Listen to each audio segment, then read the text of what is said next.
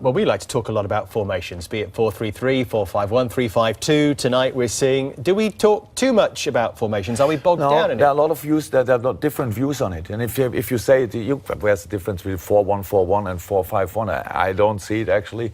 4-3-3, it depends to the situation you are in. If you play, for example, a 4-3-3 really with really wingers, what Holland placed a few years ago. If you play this, then you have really wingers, and that's different. They had different jobs to do. And they were always strong, really in one-on-one situations, all that stuff. But we don't have wingers, for example, apart from Sadio. So we have this kind of creative players. So our job is to find somehow a system or whatever formation where they can bring in their skills and nothing else. You know, in terms of a sort of a formation, when you go into a club, you come to Liverpool or your other clubs, do you have a set way of playing, or do you build that around the players that you have? Absolutely around the players. Yeah. So that's it. That's why I said usually we take time, but it will take time. But you cannot come. You can come in a new club and say, then give me 6 months, and then we talk again.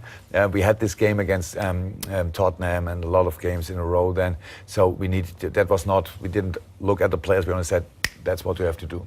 So, but then time after time we get more informations, we had more common experiences, we had them in difficult games, in good games, and all that stuff, so you learn more about each other. And that's why I would say it makes sense that we work a little bit longer together, that if we had time for training, what we had now, and then you have to improve. That's how it is. We cannot say, oh, it's a surprise that it's a little bit better than before. We have to improve, and we improved, that's true, but how you already told me, we have still a few issues. I'm happy about it. When we talk about your formation, sometimes we might say, oh, Liverpool are playing one up front today, but do you actually look at it and say, we're actually playing 4 up front? I actually don't think about it.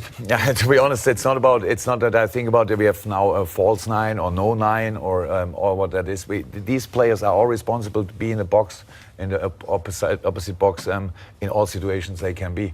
So of course not the centre halves. I would like to have them only around set pieces there, and there's always one holding player that can be a fullback, that can be a midfield player. That's not too important, but all the rest. That's not that they say, Bob, I couldn't score. Somebody told me that's all about being flexible. So in possession, almost 3-7.